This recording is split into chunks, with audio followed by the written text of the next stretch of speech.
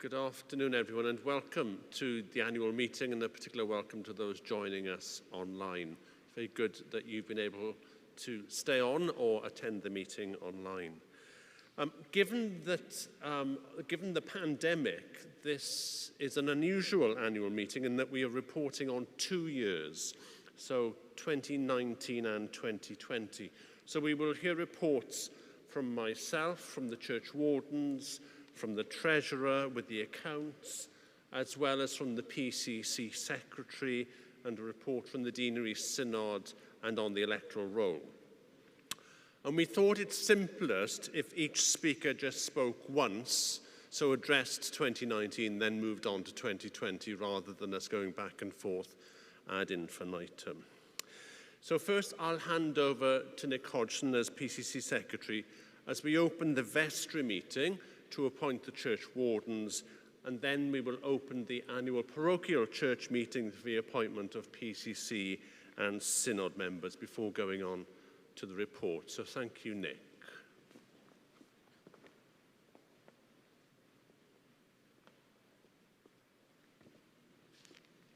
Thank you, Father Mark. Last year, everybody was automatically re-elected. So although we'll be having reports on 2 years, we're only going to need elections for the 1 year. And I'm pleased to say that you won't have to vote. It's not going to be complicated because for everything we have the right number of nominations for the right number of people. So the Vestry meeting, which is slightly different because anybody in the parish, whether they come to church or not, is entitled to come to the Vestry meeting. I'm not sure they have. There are 2 nominations for church warden, Vanessa Denny and Jeremy Martin, and I am delighted to declare that they are both elected church wardens again. So we look forward to Jez and Vanessa working with us.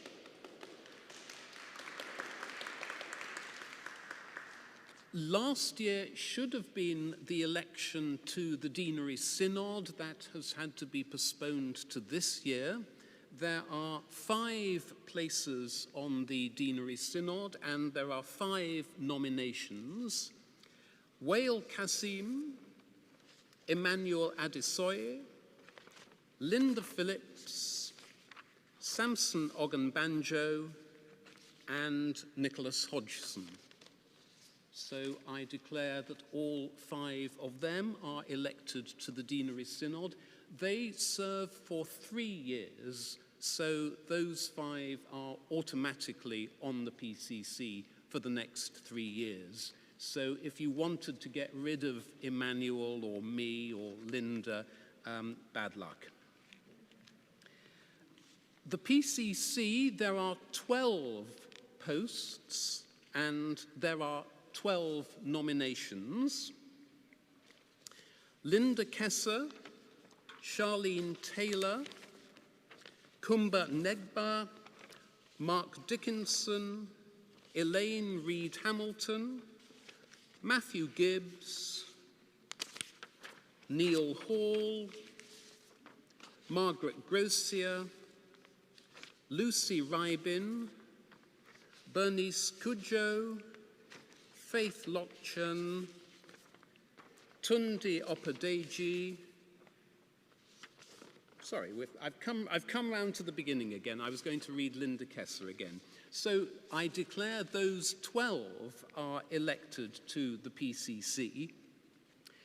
Just to say, we welcome new members to the PCC. So the last 5 names that I read, or last 4, Lucy, Bernice, Faith, and Tundi, new members to the PCC, and Wael as well to the Deanery Synod. Over the last 2 years, Royston, Gus, and James Shakunbi resigned, and Irene Tewagbadi and Diana Rollinson-Williams have not stood again.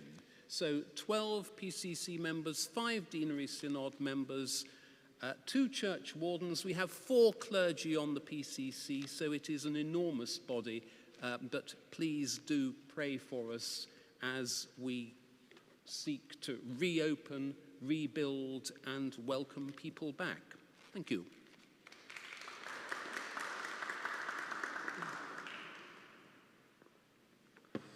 Thank you very much indeed, Nick. So we proceed now with the reports of 2019 and 2020. And I'd like to say a very big thank you, first of all, to our excellent church wardens, Vanessa and Jez, who have offered consistent and thoughtful leadership in challenging times. And it's excellent they've been re-elected for another year. A very big thank you also to Linda Kesse and Emmanuel Adeshoye, who are our deputy church wardens who've shared responsibilities with Vanessa and Jez. So this excellent team of 4, I think we have better structures for supporting our ministry in the parish.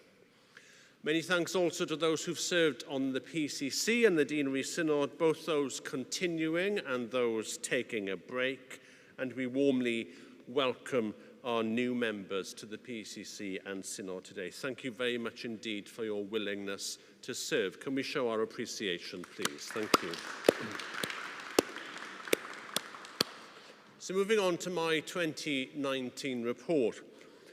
At the beginning of 2019, we had a very successful stewardship campaign, which was led by Mother Helen. And Mother Helen, in her time with us, had an extremely fruitful ministry, not least setting up the Tuesday evening youth club, Divine Youth Centre, which had a very successful pilot with St. Gabriel's students coming in their dozens for food and games and music and conversation. That work was unfortunately suspended due to the pandemic, but we are determined to start this very, very important work back again in September, all things being equal. In the first half of 2019, Bishop Christopher came to license Father Sebastian as our new chaplain at St. Gabriel's College and as assistant priest here at St. John the Divine in succession to Mother Ellen. And serious work was then begun on the fundraising for the chapel, and many thanks to all those who contributed to the fundraising for St. Gabriel's Chapel. Father Seb has been a wonderful addition to the team here, as I'm sure you'd agree. In May, the Consort Choir, that's our teenagers, enjoyed a residential in Norfolk and sang at the Julian Shrine in Norwich for Father Richard Stanton there. And also then the next day sang the Ascension Day Mass at Norwich Cathedral. Then, in the middle of 2019, if you can think that far back, we had our second Windrush Sunday celebration, establishing Windrush Sunday in the annual calendar, with Jarell Robinson-Brown as the excellent preacher and a proper party afterwards with food and drink and dancing and sound systems. Fast on the heels of Windrush, we welcomed a new deacon into our midst, Father Nick, along with the lovely Ruth and Theo. And Father Nick, I'm sure you'd agree, has been an enormous asset, and what a joy it is to have them all here with us. The social team worked extremely hard through 2019 as usual, and among many other things, we had a very successful harvest supper, but also a lovely wine tasting, all raising funds for our mission charities. Moving on to 2020, right at the beginning of the year, I celebrated 10 years in the parish as the vicar. What a wonderful party was thrown. Thank you so much to everyone for your immense generosity with the wonderful party and generous gift. It truly was very, very memorable. Later in January, we had admissions to Holy Communion with very many of our children from church and from the primary school and from our choirs receiving Holy Communion for the first time. Also during Epiphany Tide, at the end of January, we had the very significant milestone of the retirement of Richard Burgin as the senior sacristan after almost 40 years ministry in this role. Richard trained, let's give him a round of applause.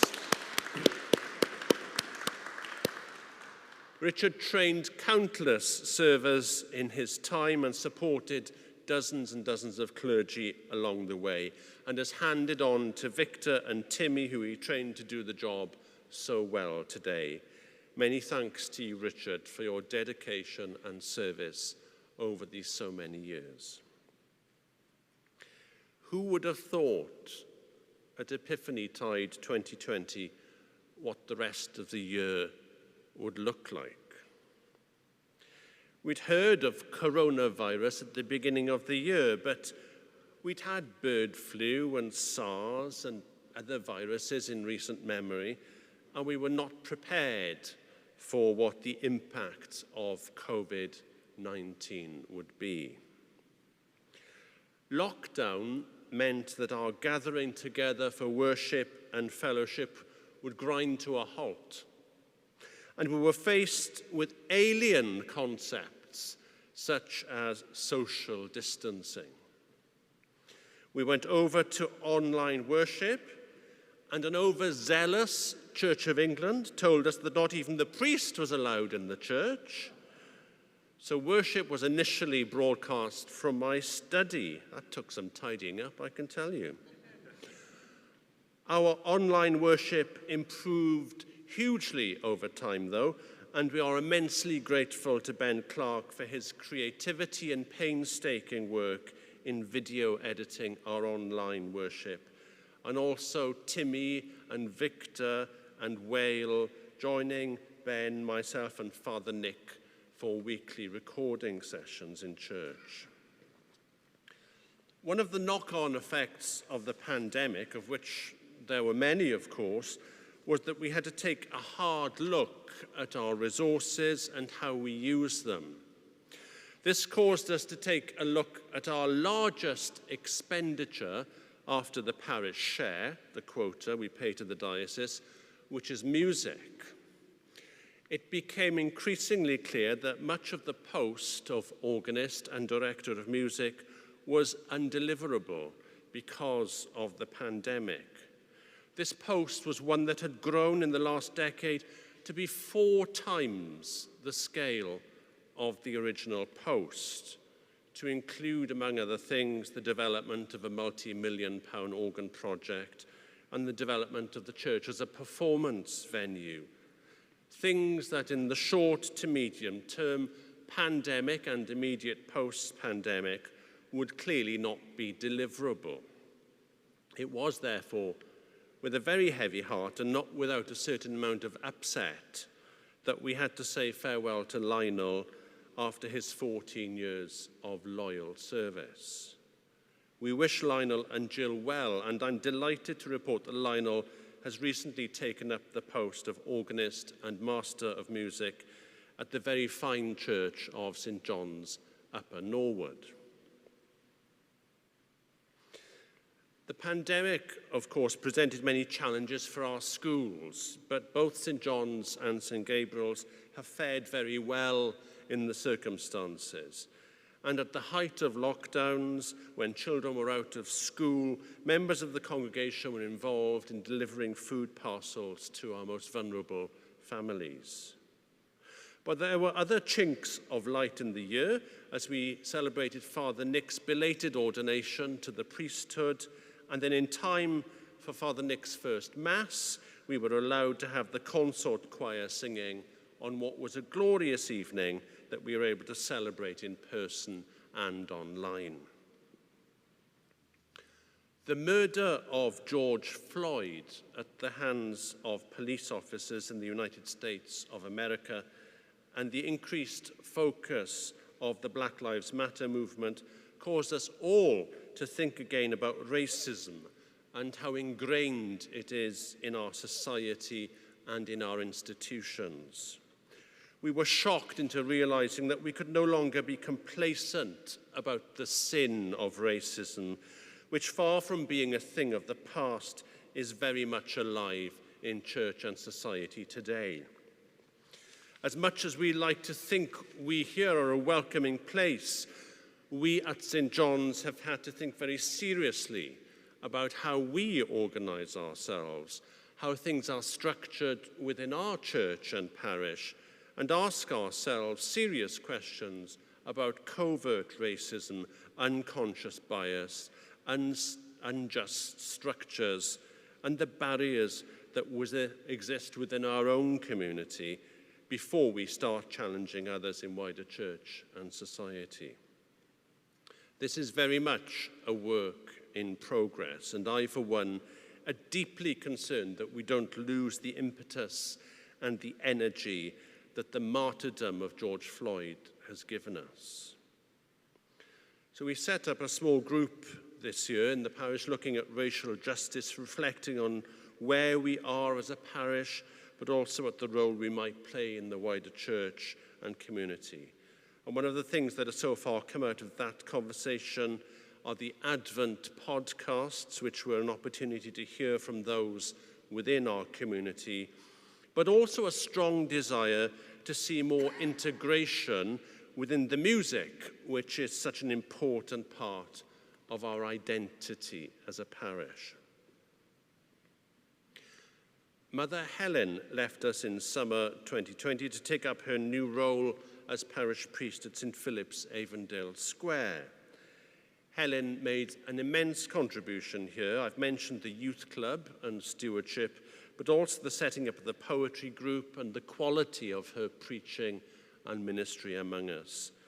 St. Philip's are truly blessed to have Mother Helen, and we are ready to support her and the parish if there are ways in which we can, as St. John's, help resource ministry there. We gained a new pastoral assistant at the beginning of the first lockdown, Wael Kasim, who has done an extraordinary job of getting stuck in with all the restrictions that have been in place. A particular highlight were the Advent podcast that I mentioned, which Wael curated. And Wael has gained in confidence, I think, since being here and has become a real asset in our mission and our ministry. Can we show our appreciation, please?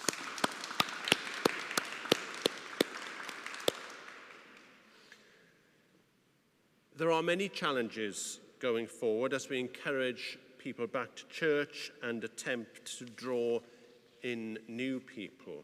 But I'm very heartened that over the last few weeks, people have started returning who we haven't seen in church for some time.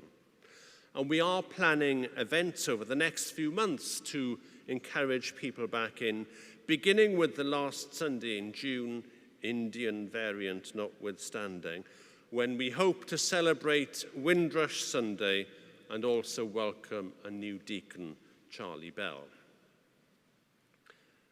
There is a job to be done, but we are fortunate that we have many resources of people both lay and ordained, and we can do it.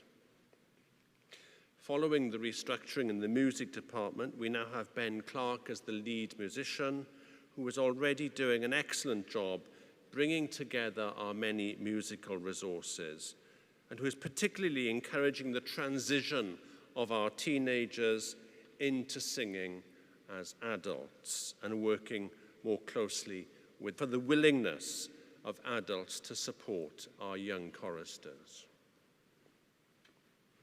2020 has been an extremely challenging year for everyone, and we have not been immune to that by any means. But I am hopeful as we move forward that as a parish we will continue to flourish. We have the resources to reach out and develop in mission and ministry in the year ahead. And we look forward to both the arrival of our new deacon and another pastoral assistant, Thomas Hassan, over the summer. I'm delighted also that we will have Wael staying on another year as he continues to discern his calling. Thank you to everyone for your support and encouragement as we seek together to respond to God's call to serve in this place.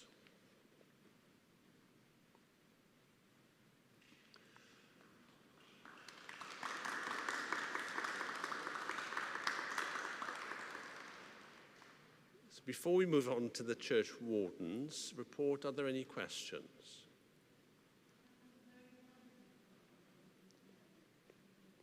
Thank you. Elaine says that was very positive for those who are watching online. Thank you, Elaine. Jill.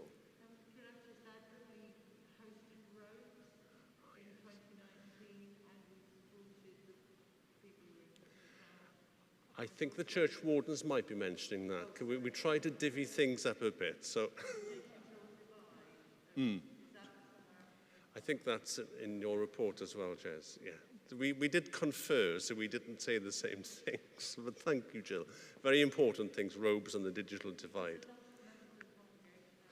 Absolutely, absolutely. So, Jez, can I hand over to you, who's going to speak on behalf of yourself and Vanessa? Thank you, Jez.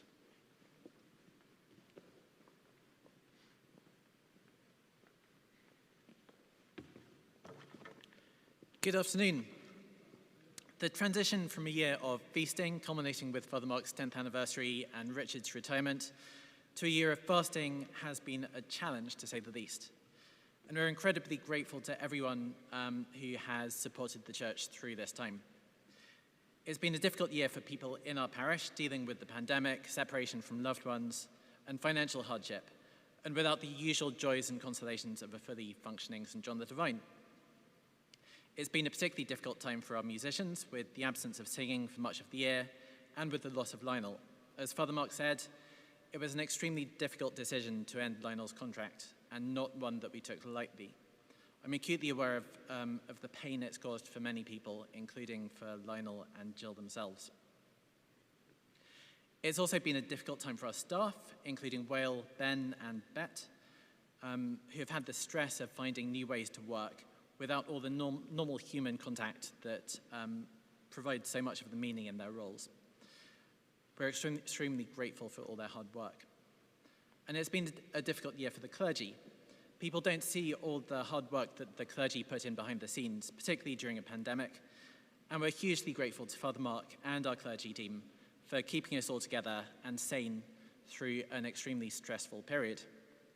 We're also very proud of their work on the front lines of the pandemic, both in the parish and with Father Nick and Father Mark volunteering as chaplains on the COVID wards in St. Thomas's Hospital, and also Father Seb's work in schools.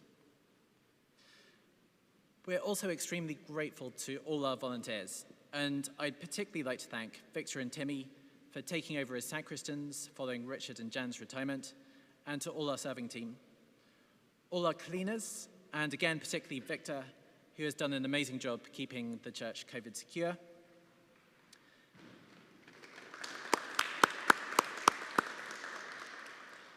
Everyone who's helped to organise deliveries for the Robes Project, especially Jill Gregson, Emmanuel Well, and Father Nick.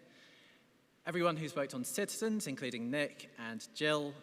It's been great to provide laptops to St. Gabriel students who were without them. And that's something that we hope to pick up over the next year to expand our engagement with citizens. I'd like to thank all our wonderful musicians and to all those who have helped with the children's choirs and consort, again, including Jill and Faith, and an increasing number of people from the adult choir as well. That's really good to see. I'd like to thank Neil Hall, who's done a huge amount of work on our buildings this year, including a major repair project on the South Aisle roof and evacuating pigeons from the church. Many thanks to people on the PCC who have worked behind the scenes, including on fundraising, finances, and organisation. To our welcomers, particularly Linda Kesse, Emmanuel, and Mabel. To Kumba, Nick Hodgson, Jill Gregson again, and there was someone else, Father Nick, for keeping Young Divinity Eagles, the poetry group, and our Friday walking group going. And to everyone who's continued to donate money sacrificially, despite the financial challenges of this year, to sustain our mission. We're looking forward to all the activities restarting and to catching up on those missed parties. As Father Mark says, we're fortunate to have the resources to invest in re-energizing our life and mission as a parish, and have an extra curate arriving, Deacon Charlie Bell, and have a grant from the Society of the Sacred Mission, Father Robert's Order, to provide funds for 2 pastoral assistants over the next year. And we look forward to welcoming Tom Hassan over the summer. But we will also need new volunteers to step up and to get involved in everything from hospitality to church cleaning to children's ministry and the Robes Project. We can't assume that the same people who did all the work before the pandemic will be able or willing to continue in the same way afterwards. And we need to be aware of the risks of burnout as we reopen. So we'll need to share responsibility as widely as possible for growing our mission and ministry. Finally, I'd like to say on behalf of Vanessa and I, what a privilege it is to be church wardens in this place, and what a joy it is to work with Father Mark and all of you. And we're grateful for your continued prayers and support. Thanks very much. Any questions? No. Great.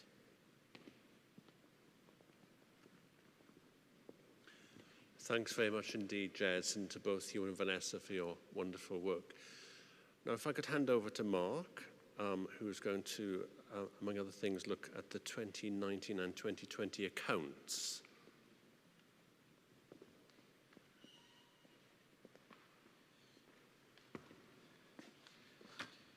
Great. Thank you very much, Father Mark, and for Jez for preceding my turnout. Now here we can enjoy the most exciting part of the afternoon. It's the church accounts. I know you're all looking forward to, especially those of you in the comfort of your front rooms over there and watching online.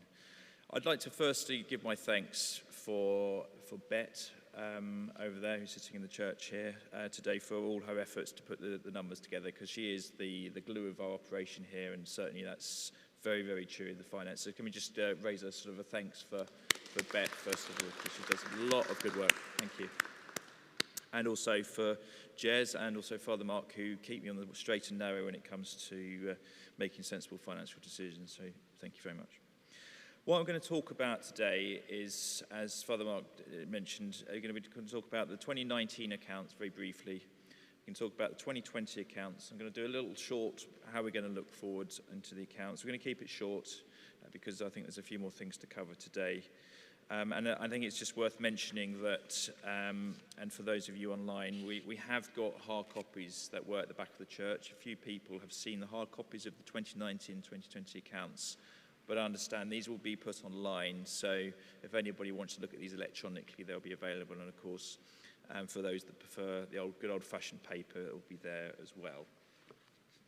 So, for 2019, first of all. Now, 2019, if you cast your minds back a couple of years ago, we had a relatively good year. We had sort of net incoming resources of about £40,000, and we had some expenditure on development. So we had sort of roughly about 40,000 on the whole developments there. And we had quite a good year on the capital markets as well. The church has investments, which as part of my job is to make sure these are invested wisely.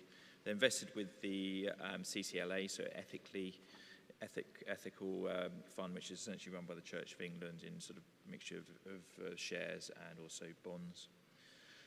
We also had a bit of income from the curate's house. Now we're blessed with a very able curate, Father Nick, as we've heard about. So unfortunately we don't get that money, but it was a good year financially.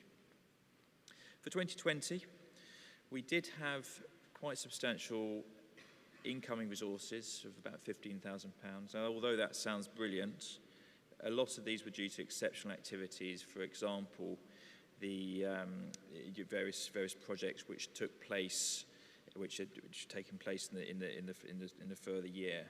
So we did have substantially lower donations, roughly sort of 26,000. So donations down about 15%. And obviously, one of the things we're going to talk about in a minute is about sort of next year, how we're going to sort of drive that forward. We had COVID restrictions as well, which I know impacted many people negatively, adversely, financially, of course. So people struggled to support the church financially, although they've obviously been doing it many other ways, as Father Mark has said, which is good. So that also meant we've also had slightly less going out as well, because some of the activities we did have had to be curtailed. But we've spent a little bit more on maintenance. We've obviously upgraded our audio-visual experience, so hopefully those at home are having a seamless experience right now, thanks to the hard work of Well and other members of the church here. We've also completed the St. Gabriel's College Chapel. I believe that is now complete now. Not quite complete, but that's been a sort of big sort of little project that we've been working on. So that's really sort of 2020, really. That gives you a bit of colour to the year. It's not been as bad as perhaps it could have been, but it's been a bit, as you would expect, slightly less good for COVID. So looking forward to 2021, as Father Mark mentioned, the focus on our expenditure will be on relaunching the church, bringing this forward in terms of hospitality, possibly recommencing the development project, and continue with our programme of maintenance of the church, which is its priority, as we've mentioned before. We also will be looking to a new auditor. Linda Noel is due to retire. She's been checking my numbers every year and producing the nice accounts that you see typically. So we'll have to think about a replacement for her, so we'll discuss that with that. So in conclusion, we've talked about the accounts. The accounts will be available on the website in due course. I don't know how long it will take to get there, but if you want to query that in detail. The accounts have already been agreed by the PCC, but obviously there's an opportunity now if anyone has any questions or if they want to ask future questions, you'd be very welcome. So I see one question there, sir. Partly comment, partly question. I wanted actually to say that it's a very pleasant surprise reading the accounts, how we've actually financially come through, all privations, much better than one might have expected. And so that's obviously great thanks to yourself and indeed everyone else directly involved. Clearly we do have the great benefit of having the endowment from past benefactors and so on, which puts us in a good position. And clearly obviously there was pain over music, but nonetheless I think that we can be quite proud of what you have done collectively to make sure that we have got through this. I did want to just make one point, and that's, one thing obviously you would have had reductions in Sunday raising of money, and one thing it is quite difficult to, you can't really give on a Sunday occasionally through gift aid at the moment. There's no envelopes that are readily available, and some places do have online thing where you can swipe it at the service or whatever. And for some of us, I give a sort of monthly amount, but I then tend to like giving something actually when I can't, and that's actually quite difficult to sort of do, feeling it's a totally effective way without that. So I hope that, particularly if restrictions over things like envelopes are going to carry on, that you can think of a way of actually doing that to get that can come back up as people come back. My second point was on the music. Obviously it's very sad about the change that had to be made to staffing, but is it the intention to bring all of the various aspects of the music back up to the strength that they were before? I very much hope so. Obviously that is a great benefit. Every sign of that with the gradual increase in this is there, but it'll be reassuring. And just, as one of the probably one of the least diverse people here, if one can, one personally, either diverse or undiverse, one thing that has always struck me in the 20 years of coming to this church is the way that the senior choir, excellent as it is very undiverse. Lots of people very like me.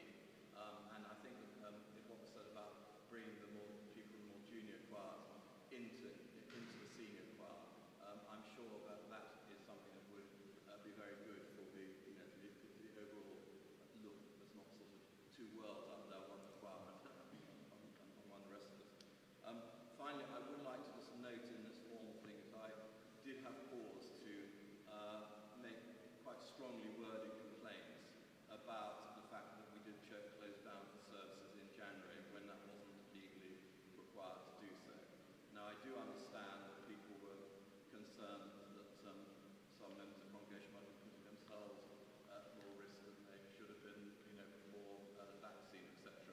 But I do think that ultimately people should have been given the credit to use their own responsibility. And it is a very big building. It is actually quite easy to have socially distancing here. And it was very, very disappointing to me. Fortunately, there were some churches in London elsewhere that were open, and one was able to go there. But it was a great sadness to me, and I don't know who made the decision, whether it came from the committee or from the clergy themselves or whatever. But hopefully we'll never be faced with anything like that again. But I must place on record my great disappointment at a sort of feeling of abandonment, despite the online stuff, which is great, but it's not a full substitute for the sacrament and everything that goes with it. So I just wanted to place that on record at the same time as commending everyone on the financial and other aspects of keeping things going. So I can take up a little bit of time. Great. Well, I first of all, I'll repeat those questions for those online. Secondly, I'm probably not the most qualified to answer all of them, so I can answer the ones which are financially related. So there are 4 questions for those people online, and I think Nick is minuting your points. Thank you. So we talked about, firstly, about the giving methodology.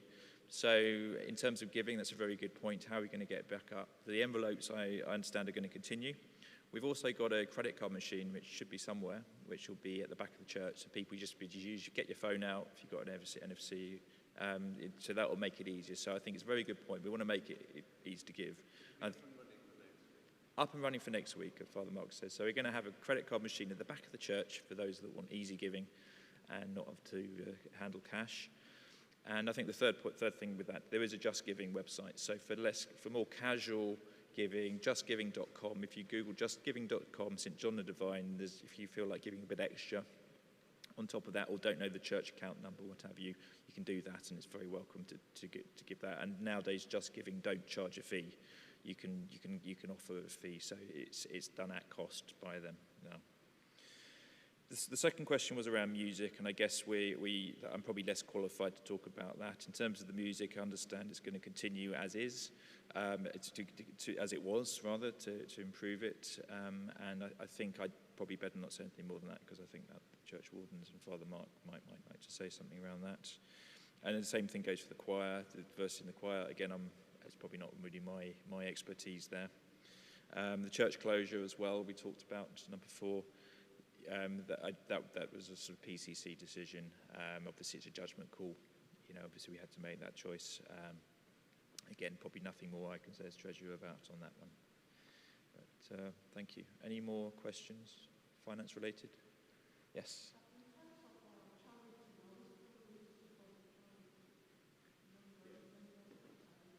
So the question, as I understand.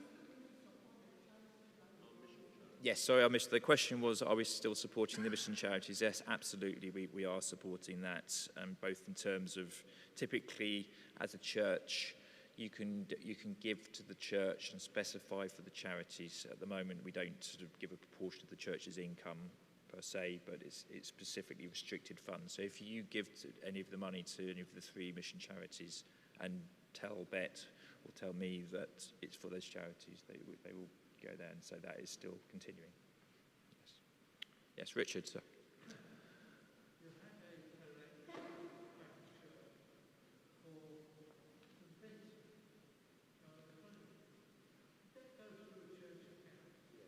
Yes, so the question for Richard was, we had a collection for St. Vincent specifically after the volcano that happened a month or so ago. The answer is it went through the church accounts, yes. And it's £750. I think Father Mark mentioned it last week. Yeah, it'll be in the 2021 accounts. Yeah.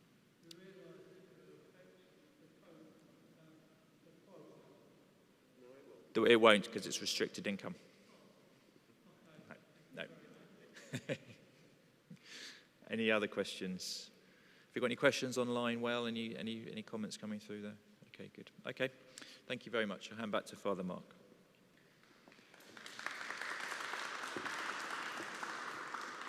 Thank you very much indeed, Mark. And just to follow on from Mark's response to the question about music, there's absolutely no question of dumbing things down. Not on my watch. We want things to flourish, but we would like things to be more inclusive and there to be more integration between the choirs that we have, which will be good for everyone all round, I think. Thank you. Now it must be over to you, Nick, for the PCC report. And you're also going to say a bit about Synod and report on the Electoral Roll. Thanks very much indeed, Nick.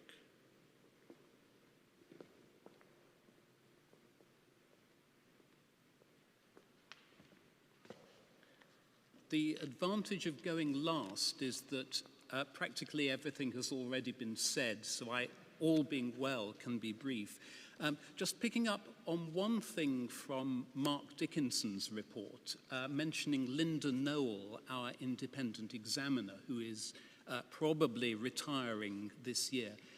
It is a function of the annual meeting to elect the independent examiner. Can I have your approval by a show of hands to allow the PCC to choose our independent examiner when we know exactly what Linda's position is? Because I think she might be willing to just scrape another year for us, but we might have to look elsewhere. So are you happy that the PCC, when it knows what the position is, chooses an examiner later this year? Everybody seems to be happy. Thank you very much indeed. I'll do the electoral roll number first. We've had a few new forms this year. One person, Hermine Grossier, has died, so has obviously come off the roll. So the roll is now at 229. The Deanery Synod, there was one major event at the Deanery Synod in 2020, a motion calling on the House of Bishops to commend an order of prayer and dedication for same-sex couples. We had a good debate on that subject in the PCC, and there was a good debate at the Deanery Synod as well. And the motion was passed by the Deanery Synod by 35 votes to 19. I can tell you that all your Deanery Synod representatives voted in favour of the motion. What I meant to do and have failed to do is to see what has happened to that motion. It will have gone to the Southwark Diocesan Synod, but I don't know where it is now. I think several dioceses have been passing similar resolutions, but I will endeavour to find out. The Deanery Synod, as far as I know, has not met in this last year, but has done one particularly enterprising thing, which was the Deanery Stations of the Cross. I don't know how many of you were able to see those, but I went to about half of them, and they were very good indeed. St. Gabriel's had a station, and we had a station, and I know Father Seb said that about 80 people visited on that one day at St. Gabriel's Chapel. So that was a very imaginative initiative from the Deanery Synod, words which do not usually appear in the same sentence. The PCC itself met 4 times in 2019-2020 and 4 times again in 2020-2021. And of course they were entirely different. The previous year it was all about the social team and harvest suppers and Windrush and the youth project and the new youth club and open church and everything like that. The last year, 4 meetings, all of them online, all about how we have pastoral care for people during lockdown, how we do our online services, how we cope with the difficult decision of abolishing the Director of Music post, how we look ahead to what we're going to do, how we get people back, how we raise more money so that our income is back to the same levels. So 2 completely contrasting years. The only thing I think I need to add to what's been said is just a bit more on buildings. We've had, thanks to Neil, for the works on over to my left behind me, which doesn't help those online. We've also had the repair of the church clock, which was done to far smaller cost than had been anticipated. But again, looking ahead, we want to become a carbon neutral church and to become a proper eco-parish. This again, it's initiatives going on all over the Church of England. The Diocese of Southwark is seeking to become an eco-diocese. So it's a long-term project. My guess is we'll need a small committee specially for that. But we've had all the talk about the pandemic. There's climate change as well, and we all need to play our part in that too. As I say, I think everything else has been mentioned by those who've gone before, but if anyone has any questions on the work of the PCC over the last 2 years, speak now. In that case, half a second later, back to Father Mark.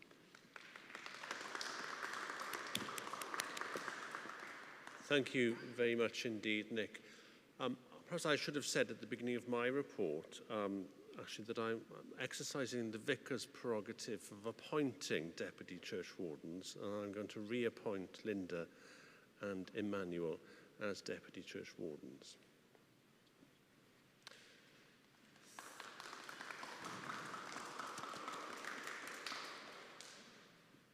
So, time for lunch, I think, isn't it? So let's gather our thoughts together as we commit this meeting and to our work going ahead, and all those for whom we care, and for the peace of the world.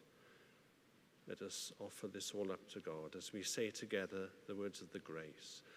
The grace of our Lord Jesus Christ, and the love of God, and the fellowship of the Holy Spirit be with us all evermore. Amen. Buon pranzo.